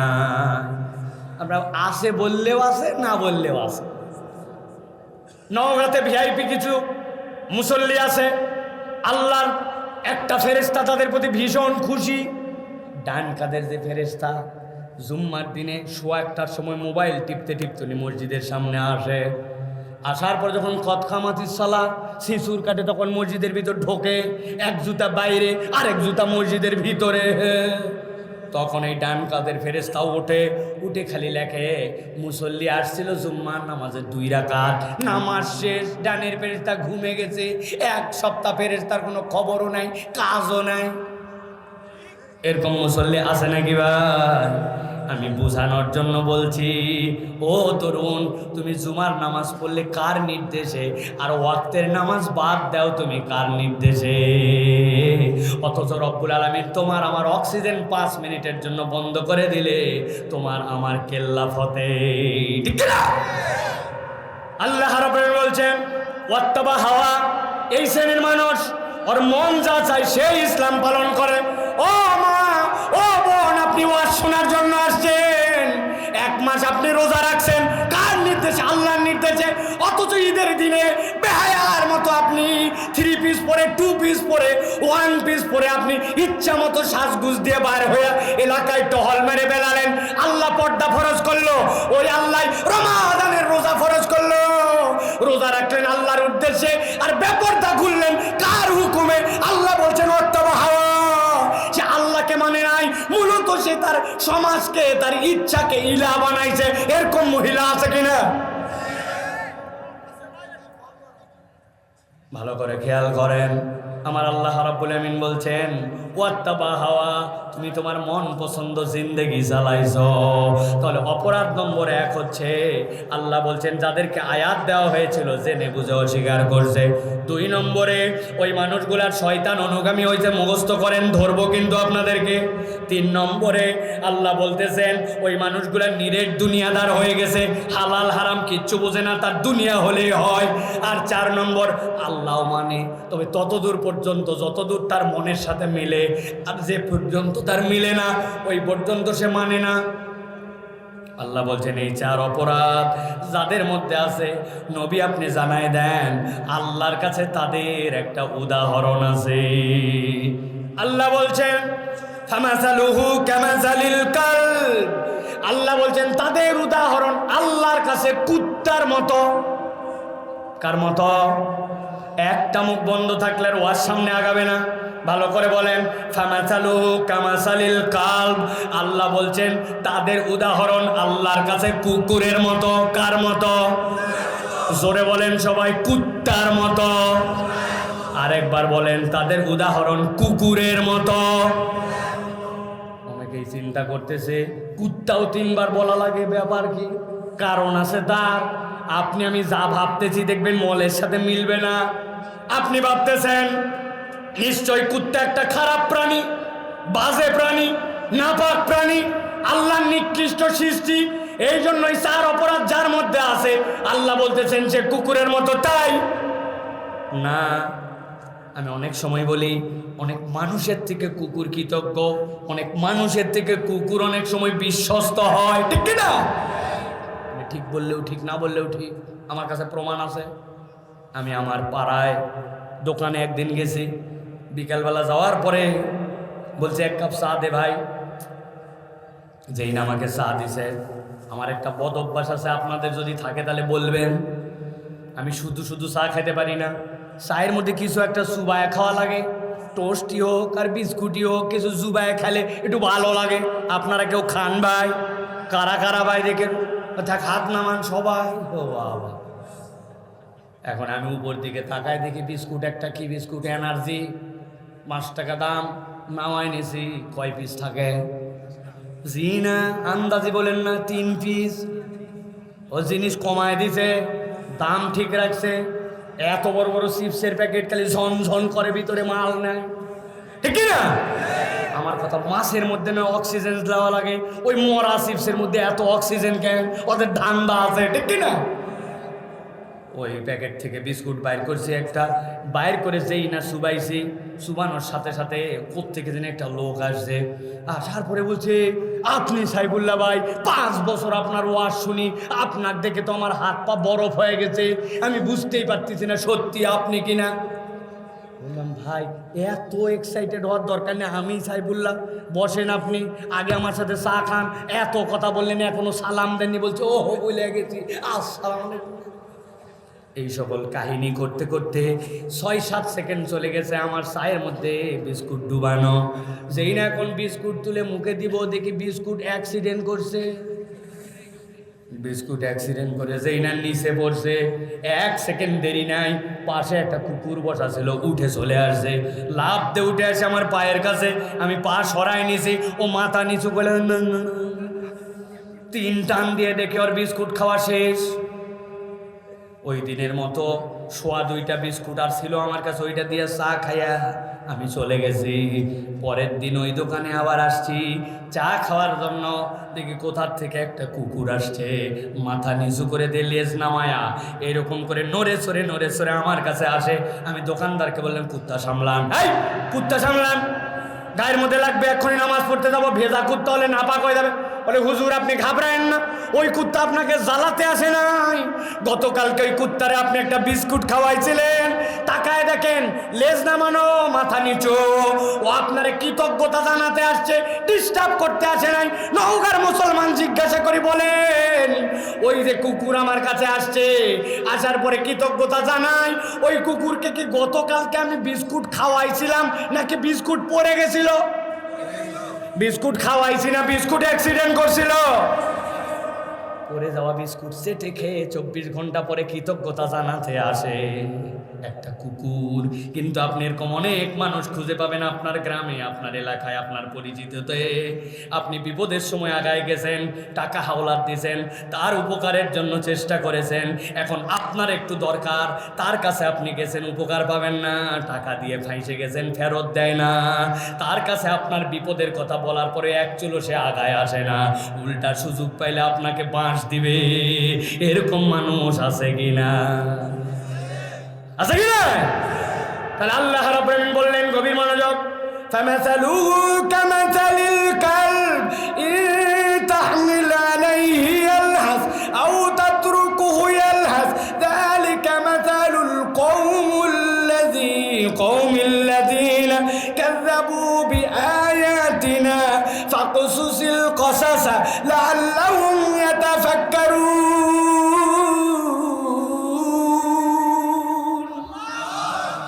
আমার আল্লাহ বলছেন, ও আমার হাবিব, এই 4 অপরাধ যাদের মধ্যে, তারা কুকুরের মতো। যদি কুকুরের পিঠে বোঝা দেন তাও হাঁপায়, কুকুরকে বোঝা না দেন তাও হাঁপায়। শীতের মধ্যেও পিপাসা পাইলে কুকুর জিব্বা বের করে লাহাস, লাহাস মানে পিপাসার্থ হলে জিব্বা বের হয়ে যায়, ওইটা গরমের দিনেও বাড়ায়, শীতের দিনেও বাড়ায়। কুকুর প্রাণী হিসাবে অস্থির। আল্লাহ বলছেন, ফামাসালুহু কামাসালিল কালব, আমি আল্লাহ বললাম ওই মানুষ যে আল্লাহর বিধান জেনে বুঝে অস্বীকার করে, শয়তান যার অনুগামী, হালাল হারামের বাস বিচার করে না, নিরেট দুনিয়াদার, মনের ইচ্ছা মতো দুনিয়ায় চলে, আল্লাহ বলছেন সে কুকুরের মতো কোন হিসাবে অস্থির হবে। আল্লাহ তার পিপাসা কখনো মিটাবেন না। দুনিয়া আখিরাতে আল্লাহ বলছেন তুমি যতই মনে করো মর্যাদার জিন্দেগি, আল্লাহ বলছেন দুনিয়া আখিরাতে তোমার জন্য আল্লাহর আমার কাছে জিল্লতির জিন্দেগি। হিসাব মিলান হুজুর, আমি সহ হিসাব মিলান। আমাদের জন্য সব আছে কিন্তু স্থিরতা নাই। কি অস্থির, শুধু চাই আরো চাই, আমার চাওয়ার কোনো শেষ নাই। আমার হিসাবে আমাকে তৃপ্তি এনে দিতে পারে না। আপনার আমার জিন্দগিতে অস্থিরতা আর অস্থিরতা। আল্লাহ বলছেন তুমি যদি এই 4 বিষয়ে সাবধান না হও, আল্লাহ দুনিয়া আখেরাতে কুকুরের মতো জীবন দিবে। ও যুবক, ভাবতে পারো হুজুর দুনিয়ার জীবন কঠিন সময়, একটু হয় আমার কথা শেষের দিকে ভালো করে বোঝেন। দুনিয়ার জীবনে একটু হয় এরকম, কিন্তু আমি জিজ্ঞাসা করি কোনো একদিন বাড়ির সামনে আমাদের খাটলিয়া লেগে যাবে। যাওয়ার পরে এই গায়ের পোশাকগুলো যদি আপনি খোলে ভালো, না হলে যেই বেটা গোসল করায় কাঁচি দিয়ে কেটে কেটে জামা পোশাকগুলো আলাদা করে ফেলবে। কত লাশ এরকম আপনার আমার সামনে হাজির হয়ে গেল। বোর পাতার পানি গরম করায়া ওই যে কবরে যখন নামায় দিবে, আপনি মনে করতেছেন দুনিয়া তো কলে বলে পার করলাম, কিন্তু কবরের জীবনে যে যদি আপনার আমার অস্থিরতা আর কুত্তার জিন্দেগি হয়, তাইলে আপনার আমার কি বাঁচার উপায় আছে? দুনিয়ার এই যে হাব, দুনিয়ার এই যে ভাব, ঠাঁট নিয়ে ঘুরলাম, এমন জিন্স পরলাম, এমন কেটস পরলাম, এমন চুলের কাট দিলাম, এমন মুড মারে কথা বললাম, এমন অ্যান্ড্রয়েড ফোন ব্যবহার করলাম সবার থেকে আগায়া, কিন্তু এই 4 অপরাধের জিন্দগিতে পার করলাম, ওইটাতে আপনি আমি যদি কবরে যে ফেসে যায়, বাঁচার কোনো উপায় কি ওই দিন থাকবে? তাহলে একসাথে জিজ্ঞাসা করতে চাই, আপনি আমি কি দুনিয়া আখেরাতে মানুষের জীবন চাই না কুকুরের? কুকুর না মানুষ? কিসের জীবন চাই? মানুষের জীবন চাই। কারা কারা? আরে ভাই, মানুষের জীবন তো চাই নাকি? আল্লাহ কবুল করো। আল্লাহ নবীকে বলছেন ফাকসুসিল কসাসা লাআল্লাহুম ইয়াতাফাক্কারুন। ও আমার হাবিব, কিয়ামত পর্যন্ত আপনার উম্মতের জন্য কিসসা বলে যান, আশা করা যায় তারা চিন্তা করবে। আমি আমার আজকের গোপায়ের মুসলমানদেরকে বলবো, আমি আল্লাহর এই কালাম থেকে আপনাদের কাছে বার্তা দিয়ে গেলাম, আর আগের মতো চিন্তা ভাবনাহীন জিন্দেগি চালানো যাবে না। একটু হিসাব কিতাব করে কুকুরের নয় মানুষের জিন্দেগি চালানো লাগবে। ঠিক না? সামান্য একটু স্বার্থে মিথ্যা কথা বলে, গালি দেয়, 2 নম্বর করে, বয়স হয়ে গেছে আজ পর্যন্ত মুখে দাড়ি রাখে না। কেন দাড়ি রাখেননি ভাই? এই মুরব্বী, কি সমস্যা আপনার? 70 বছর বয়স, দাড়ি নাই কেন? তোমার শাশি পছন্দ করে না বাবা। বাবা, শাশি পছন্দ করে না, আপনি বিয়ে করবেন আবার? তরুণ বলে বিয়ে, তুমি তোমার দাড়ি নাই কেন মুখে? বলছে হুজুর বিয়ে করি নাই, যার সাথে কথা হচ্ছে ওই মহিলা দাড়িওয়ালা ছেলে পছন্দ করে। দাড়িওয়ালা ছেলে যদি পছন্দ না করে তো ওই মহিলাকে বিয়ে করা না যায়, মুফতি সাহেবের কাছে ফতোয়া নিয়ে যায় যে ব্যাককল মহিলা দাড়ি পছন্দ করে না। আমার নবী দাড়ি ছিল, স্মার্ট ছিলেন, আর আপনি মুখে দাড়ি ছাড়া ঘুরে বেড়ান। কোন হিসাবে, কোন হিসাবে চলেন? আল্লাহ বলতেছেন ফাত্তাবা হাওয়া, সে তার মনকে ইলা বানাইছে। আমার মন চাই না, আমি তাই করি না। আল্লাহ বলছেন টেনশন নাই, মন চাই না তাই করো না, তোমার জীবনী দুনিয়া আখিরাত কুত্তার মতো হবে।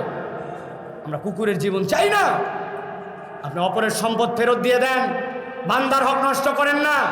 ছেলে বিদেশে থাকে, বেইনসাফ করতেছেন, কামাই করে পাঠায়, আপনি আপনার নামে সব ছেলের নামে মাঠের জমি কিনা ধরে ফেলছেন।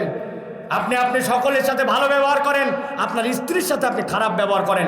বাড়িতে তাকে একটা মানুষের মর্যাদা দেন না, একটু কথা হলেই ময়কার গয় দীর্ঘই বলে গালি দেন। আছে না? বানান করে দিব, ময়কার গয় দীর্ঘই বানান করা লাগবে।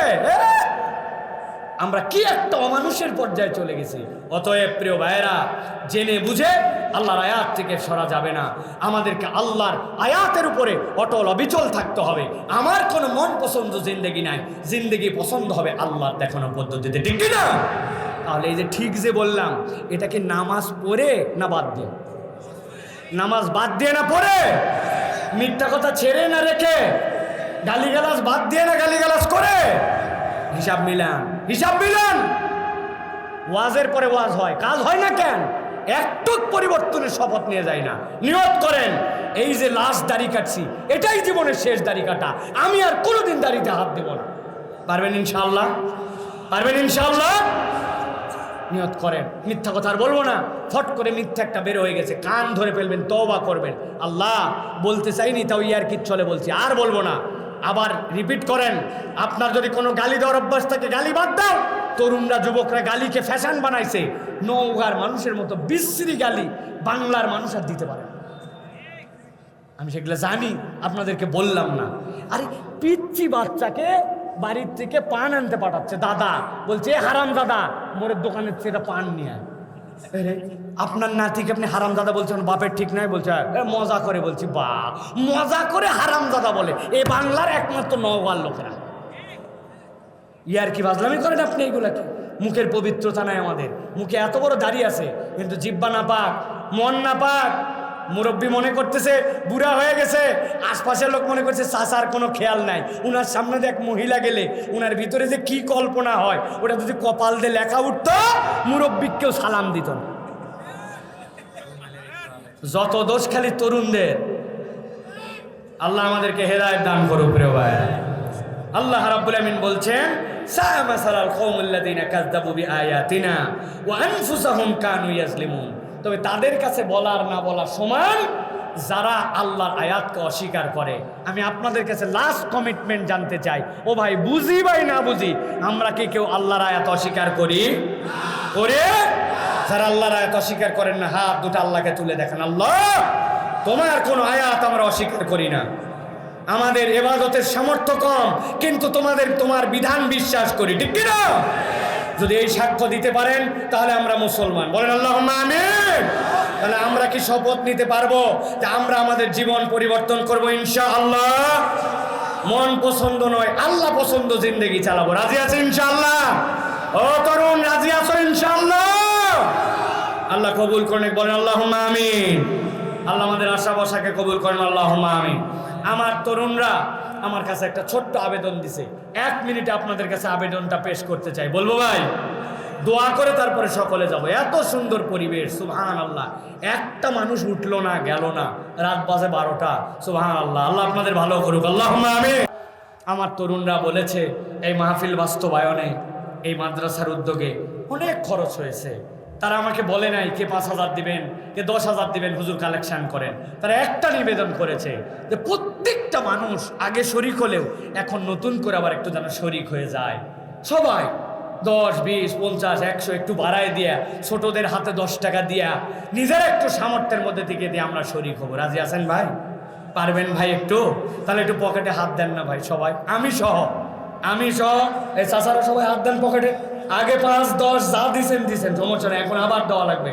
মাইকালা, ইউটিউবার সকলে আমরা শরিক হবো ইনশাল্লাহ।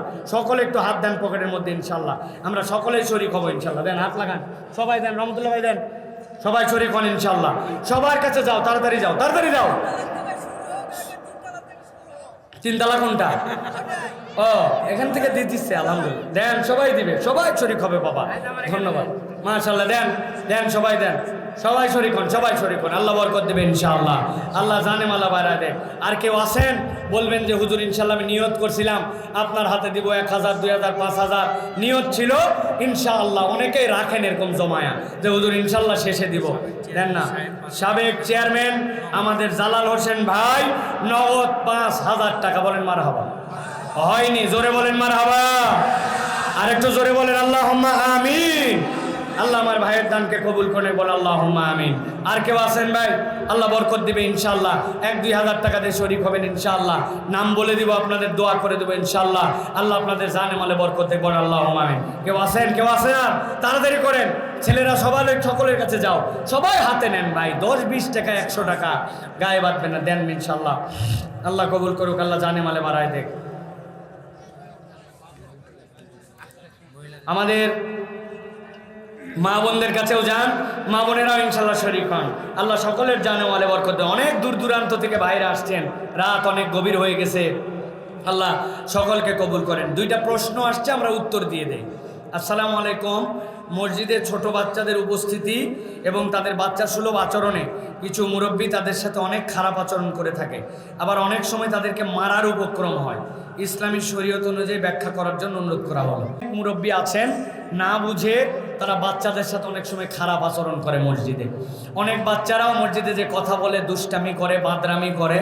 কিন্তু মুরব্বীদেরকে আমি বলবো, মুরব্বীরা আপনাদের অবর্তমানে এই বাচ্চারা যদি মসজিদের মুসল্লি না হয়, আপনার আমার অতিরিক্ত শাসনে এই বাচ্চারা যদি মসজিদ ছাড়া হয়, তাহলে আপনার আমার পরের মুসল্লি কোত্থেকে পাওয়া যাবে? ঠিক কিনা ভাই? ওই বাচ্চা হয়তো একটু চিল্লায়, অনেক মুরব্বী আমি দেখছি, বাপ রে বাপ, খুব তেরা, সেই রকম গরম মুরব্বী। বাচ্চাটি চিল্লাচিল্লি করছে, উনি শেষ বৈঠকে পড়তেছে আত্তাহিয়াতুলিল্লাহি ওয়া সালাম। কার বেটা হতে পারে রে এইটা? আশহাদু আল্লা ইলাহা ইল্লাল্লাহ, খালি নামাজ শেষ হোক দেখাচ্ছে আল্লাহুম্মা সাল্লি আলা মুহাম্মদ। কি রে, এখনো নামাজ শেষ হন, আবার একবার চিল্লাছে। এরপর আল্লাহুম্মা ইন্নী যালামতু নাফসি যুলমান কাসীরা। হুজুরও এত যে পড়ে, কত দোয়া যে জানে। এই সকল ভাবতে ভাবতে আসসালামু আলাইকুম রহমতুল্লাহ, আসসালামু আলাইকুম, এই নামাজের সালাম ফিরানো শেষ। মুরব্বী দেখবেন ঘাড় তারার মতো, কার বেটা আছে না বা, এমন ঝাঁকি মারছে, ওই বাচ্চা মসজিদের থেকে ওই গেছে না গেছে, আর আসে না। আছে কি না? আমি মুরব্বীদেরকে অনেক সময় বলি, ও চাচা বয়স তো অনেক হয়েছে, দাড়ি পাকা, আপনাদের কার পকেটে চকলেট আছে একটু দেন তো। যেটা চকলেট বের করে, হুজুর চকলেট কি করব? চকলেট লাগবে বাপ। মসজিদে একজন চিল্লাইছে বাচ্চা, আপনি নামাজের শেষে ডাক দিয়ে বলছেন দাদু, কিন্তু মসজিদ রে চিল্লান হয়, এ ধর চকলেট লে, আগামীর থেকে যেন চিল্লাস না। তুই চিল্লালে তোর বাপ পর্যন্ত মানুষ তুলে গালাগালি করবে, চিল্লাস না দাদু, কিন্তু নামাজের কিন্তু আসবি। এই যে ধর চকলেট দিলাম। ওই ছেলে পরের ওয়াক্তে আসছে, কথার কথা চিল্লাইনি, ডবল চকলেট দিছেন যে তুই চিল্লাস নাই দাদু, এই ধর তো 2টা চকলেট দিলাম। 5 দিন পরে একটা 5 টাকার কয়েন দিয়ে বলছেন তুই নামাজে আসিস, আমার খুব ভালো লাগে, চকলেট খাওয়া লাগবে না, 5 টাকা দিলাম, একটা যেয়ে তুই সুন্দর আইসক্রিম কিনে খাবি। হঠাৎ করে একদিন খবর হবে আপনি আমি দুনিয়ার থেকে চলে গেছি, অমুক দাদুর জানাজার নামাজ, ওই জানাজার নামাজে আপনার খাটলি চলে যাবে, ওই বাচ্চা মসজিদে নামাজের জন্য থেকে যাবে, আপনার 5 টাকা 2টা চকলেট, ওই ছেলে নামাজি হয়েছে, দুনিয়ার কেউ আপনার জন্য দোয়া হয়তো করবে না, কিন্তু ওই ছেলে যতদিন চুপচাপ মসজিদে সিজদা দিবে, আপনার কবরে 20 টাকা ইনভেস্ট করে ওরে আদর করে যত্ন করে মুসল্লি বানাইছিলেন, দোয়া করা লাগবে না, ওর প্রতি সিজদার সওয়াব আপনার কবরে চলে যাবে। আর আপনি মুসল্লি তারান, আপনি ঘাড় তেরামো করেন, এত মেজাজ আপনার, এত গরম। 5-6 বছর বয়সে তো হয়তো নামাজই পড়েন নাই, ওই সময় টায়ার দিয়ে কলমির ডাল দিয়ে ঠেলে ঠেলে বেড়াচ্ছিলেন। হ্যাঁ, আর এখন ছোট ছোট বাচ্চা মসজিদে যায়, একটু হাসলে আপনার মেজাজ, এই মেজাজি বুড়া ভালো না, স্বভাব পরিবর্তন করেন। আর বাচ্চা কাচ্চাকেও আদৌ বলা বানা, বাচ্চা কাচ্চা একবারে লাইও দেওয়া যাবে না। মুরব্বীরা 2 দিকে নিয়ে দাঁড়ান, হালকা শাসন করেন, সকলের সামনে অপমান করেন না। নামাজের শেষে একা একা বলেন, কিরে এত হাসাহাসি মসজিদে মানায়? সকলের সামনে বললাম না, বললে তো অপমান হয়ে যাচ্ছে, করবি না। শাসনও লাগবে, সোহাগও লাগবে, তবে নবীজি সোহাগ দেখাইছেন বেশি, সোহাগটাই নবীজির শাসন ছিল। অতএব বাচ্চা কাচ্চা চিল্লাইয়া মসজিদ থেকে বাইর করে দিয়ে কোনো ফায়দা নাই। আল্লাহ আমাদেরকে বোঝার তৌফিক দান করেন, পারবেন তো এটা ইনশাআল্লাহ। মাদ্রাসার হিফজ বিভাগের ছাত্র, বয়স 9 থেকে 11 বছর, সে কি তারাবির নামাজের ইমামতি করতে পারবে? জি, আমাদের কোনো বাচ্চা নাবালেগ হলেও আহলে সুন্নাত ওয়াল জামাতের আকীদা অনুযায়ী সে যদি পাক সাপের বিধান জানে আর সে যদি নামাজ পড়ানোর উপযুক্ত হয়, তারাবির নামাজ এটা সুন্নতে মুআক্কাদা, এই নামাজের ইমামতি বাচ্চাদেরকে দিয়ে করানো যাবে। এই ক্ষেত্রে আমাদের কিছু মুরব্বীদের বাড়াবাড়ি আছে না, সলপল মানুষ হক দিয়ে নামাজ পড়ায়, নিজের কুলু আল্লাহ শরীফ ঠিক নাই, আর উনি হাফেজ সাহেবের নামাজ না পড়ার জন্য ফতুয়া মারতেছে, ঠিক কিনা? 40 বছর হলো এখনো দোয়ায় কুনুত শিখে নাই, ওই জায়গায় যাই খালি বলে সুবহানাল্লাহ বলে পার করে দিচ্ছি আমি। আর আপনি আজগবি ফতুয়া দিচ্ছেন কেন? আজগবি ফতুয়া দেওয়া যাবে না, জেনে বুঝে ফতুয়া দিতে হবে, মুরব্বীর সহ তরুণ সহ সকলের জন্য বলে। মুরব্বী বারবার বলতেছি বলে মনে করেন না যে মুরব্বীদেরকে অপমান করতেছি, যে মুরব্বীকে সম্মান করে না সে নবীজির উম্মত না। অতএব মুরব্বীদেরকেও আদব দেখাতে হবে। আমাদের বাচ্চা কাচ্চারা অনেক সময় বেয়াদব হয়েছে, আগে সিগারেট বিড়ি খাইলেও সাবধানে খাইতো, এখন সিগারেট বিড়ি এমনভাবে ধরায় ওর সামলানো লাগে, মুরব্বী না দেখার ভান করা লাগে, আচ্ছা কিনা? এই হিসাবে আদব হয়ে গেছে বাচ্চা কাচ্চারা। আল্লাহ আমাদের উভয়কে বুঝদান করুক। তবে তারাবি 11 বছরের বাচ্চা পড়াতে পারবে, কোনো সমস্যা নেই। রাগের কারণে কোনো স্বামী যদি স্ত্রীকে একসাথে 3 তালাক দেয় তাহলে কি তালাক কার্যকর হয়ে যাবে? প্রিয় ভাইরা, তালাকের মাসালার বিধান হচ্ছে যার সাথে যে ঘটনা ঘটছে ওই ঘটনার ভিকটিম এবং যিনি ঘটাইছে উভয়ের নাম উভয়ের ঘটনা লিখিত দিতে হবে। মুফতি লিখিত ওই সকল শব্দ কোনটা বলছে তার আলোকে লিখিত স্ট্যাম্প দিয়ে ফতুয়া দিবে। মুখে মুখে মাইকে মাইকে মোবাইলে তালাকের ফতুয়া দেওয়া জায়েজ নাই। অতএব 3 তালাক হয়েছে কিনা, তালাকের সময় কি বলছিল, কিভাবে বলছিল, ইদ্যত ছিল কি ইদ্যত ছিল না, হায়েস ছিল কি হায়েস ছিল না, এগুলো জেনে বুঝে ফতুয়া দেওয়া লাগবে। এখানে গড় পড়তা কোনো মাসালা দেওয়ার সুযোগ নাই। চেয়ারে বসে নামাজ হবে কিনা, অনেক ব্যক্তি মাঠে কাজ করে কিন্তু মসজিদে আসে চেয়ারম্যান সেজে যায়। প্রিয় ভাইয়েরা, চেয়ারে বসার মাসালা খুবই সহজ। কোনো ব্যক্তির যদি এরকম অপারগতা হয় যে ওই ব্যক্তির হাঁটু ভাঁজ করলে ডাক্তার বলছে ক্ষতি হয়ে যাবে, কোমর ভাঁজ করলে ক্ষতি হয়ে যাবে, তাহলে ওই ব্যক্তির জন্য নামাজে দাঁড়ায় নামাজ পড়া ফরজ। দাঁড়ায় নামাজ পড়া কি ফরজ। তাহলে ওই ব্যক্তি দাঁড়ায় নামাজ পড়বে, নামাজ পড়ে রুকু আর সিজদা যখন করতে পারবে না ওইটুকু বসবে, কিন্তু উনার হাঁটু ভাঁজ করা যাবে না, কিন্তু কোমর সোজা করা হবে। উনি এসে ডাইরেক্ট বসেই নামাজ শরীক হলো, উনার নামাজ আদায় হয় নাই। কেননা নামাজে দাঁড়ানো ফরজ ছিল, উনি ফরজে সামর্থ্যবান ছিল কিন্তু দাঁড়ায় নাই, উনার নামাজ হবে না, জীবনেও নামাজ হবে না। দুনিয়ার যত মুফতির কাছে নিয়ে আসেন হবে না, ফরজ নামাজ হবে না, সুন্নত নফল হবে। তাহলে ফরজ নামাজে দাঁড়ানো ফরজ। এখন কথার কথা, কেউ দাঁড়ালেও মাথা ঘুরে যায়, তাহলে তার চেয়ারে বসার দরকার নাই, উনি মাটিতে বসবে। মাটিতে বসে কেবলার দিকে পা সোজা করে দিবে, চেয়ারে বসবে না। কিন্তু চেয়ারে না বসলে হাঁটু ভাঁজ করে উঠানো যাবে না, ওই লোককে উঠলে তার জন্য ক্ষতি হবে, তিনি চেয়ারে বসবেন।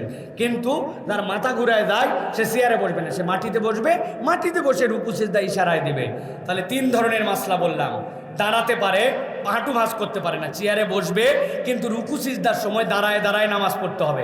2 নম্বর, তার কোনো সমস্যা নাই কিন্তু মাথা ঘুরে যায়, দাঁড়ানোর সামর্থ্য নাই, তাহলে মাটিতে বসেই নামাজ পড়বে। 3 নম্বর, মাটিতে বসতে পারে না কিন্তু রুকু সিজদায় হাঁটু ভাঁজ করতে পারে না, উঠানোর লোক লাগবে, ঝামেলা, ওই জন্য তখন চেয়ারে বসতে পারবে। কিন্তু কোনো কথা নাই বার্তা নাই, সারা দেশ ঘোরাফেরা করে মোড়ের দোকানে চা খাইয়া মসজিদে কোনার চেয়ার টানে নিয়ে আসে, একদম বসে গেল, মসজিদের অর্ধেক চেয়ারের দখলে।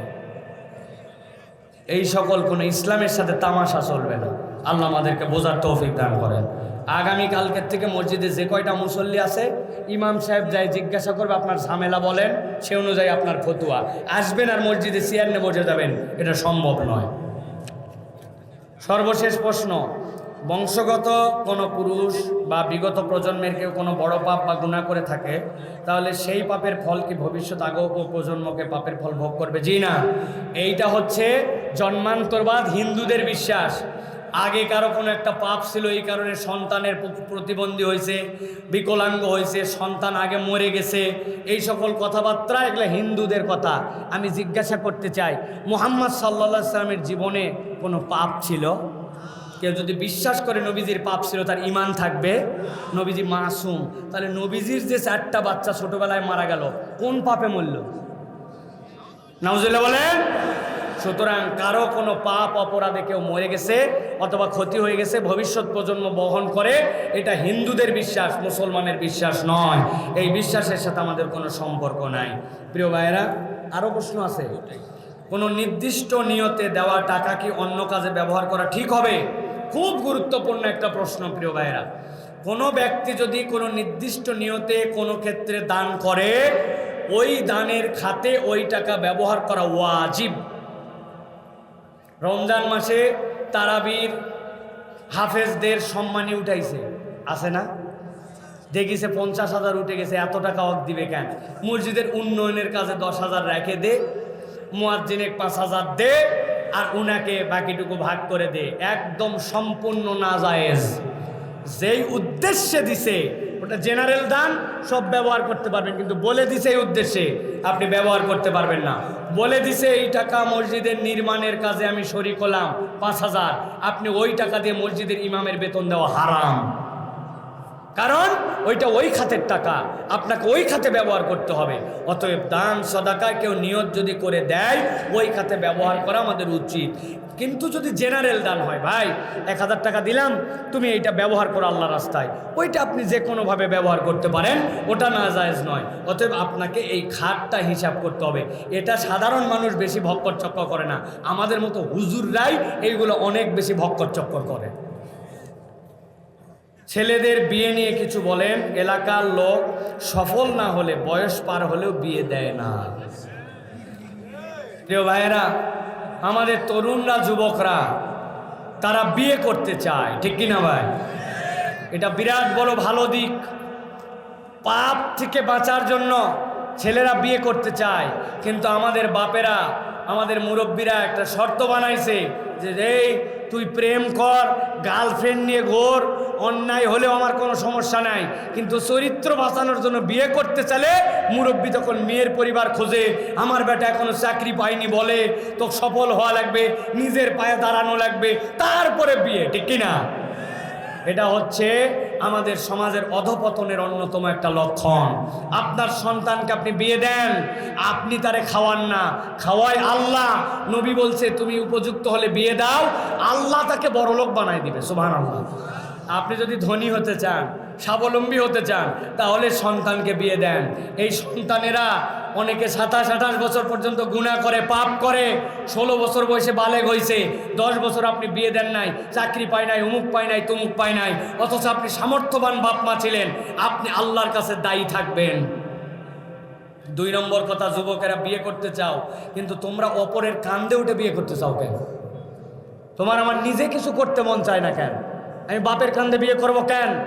আমার বয়স 18 বছর, আমার বয়স 20 বছর, আমি আমার সামর্থ্য অনুযায়ী কোনো কাজকে ছোট ভেবে দেখব না।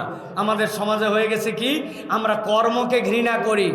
হ্যাঁ, ইজি বাইক চালালে আমার ইজ্জত থাকে, অটো চালালে আমার মান সম্মান থাকে, আমার বাপ যে ঘরের মুদি দোকানদারি আমি করতে পারি, মুরগির ফার্ম করার জন্য আমি অনার্স পাস করেছি, এই সকল কথাবার্তা বলে আমরা কাজকে ছোট করে দেখে আমরা ইনকাম করি না, ঠিক কিনা? পড়ালেখা করে নিজের প্রাইভেট পড়ে অনেকে সংসার চলায়, অনেক মুড়ির আল্লাহ আছে, আপনি জানেন না। আপনি মুক্তির মোড়ে যাবেন, যাওয়ার পরে ফুচকাওয়ালা আছে একটা, সিরিয়াল দিয়ে মানুষ 1 প্লেট 100 টাকা ফুচকা খায়। জিজ্ঞাসা করলাম, রফিক ভাই কি অবস্থা? বলছে হুজুর আপনার অ্যাক্সিডেন্টের পরে আমি এই জায়গায় দাঁড়ায় কান্দে কান্দে আপনার জন্য দোয়া করছি, আপনি বসেন একটু, আপনাকে একটা স্পেশাল ফুচকা খাওয়াবো। ওই লোক অনার্স পাস লোক, ফুচকার দোকান দিছে। জিজ্ঞাসা করলাম ভাই কেমন ব্যবসা? বলছে হুজুর আল্লাহ যথেষ্ট ভালো দিছে, কোনোদিন 20 টিকে, কোনোদিন 15 টিকে, 15,000 টাকা দিয়ে 30 দিন গুণ দেয়। যখন মন চায় তখন যাব, যখন মন চায় আমি আসবো, দোকান খুলবো কি খুলবো না আমার ব্যাপার, কারো চাকর না। আমি আপনাকে ফুচকাওয়ালা হতে বলি নাই, মুড়িওয়ালা হতে বলি নাই, কিন্তু কোনো কর্মকে ছোট দেখেন না। অমুক দোকানে যেয়ে শ্রম দেন, অমুক দোকানে যেয়ে কাজ করেন, এক্সপিরিয়েন্স গ্যাদারিং করেন, আপনি কাজে হাত দেন, আল্লাহ আপনার তকদির ঘুরাই দিবেন। অপরের কান্দে সরে বিয়ে করার চিন্তাও করেন না। আবার যাদের বাপ মায়ের সামর্থ্য আছে, বাচ্চা কাচ্চা বিয়ে দিতেও দেরি করেন না। আল্লাহ আমাদেরকে বোঝার তৌফিক দান করেন। আলহাজ আলাউদ্দিন ভাই, গোপাই, উত্তরপাড়া, নগদ 5,000 টাকা, বলেন মারহাবা। আল্লাহ দানকে কবুল করে নে, আল্লাহ জানে মালে বাড়ায় দেয়। সকলে সূরা ফাতিহা পড়েন, সূরা ইখলাস পড়েন। আল্লাহুম্মা সাল্লি আলা সাইয়্যিদিনা মুহাম্মাদ। এই ক্যামেরাগুলো সব অফ করো, ক্লোজ, সব ক্লোজ, রোল ক্লোজ, একদম টোটাল অফ। اللهم صل وسلم وبارك على سيدنا ونبينا وشفيعنا وحبيبنا مولانا محمد. اللهم صل على سيدنا نبينا شفيعنا حبيبنا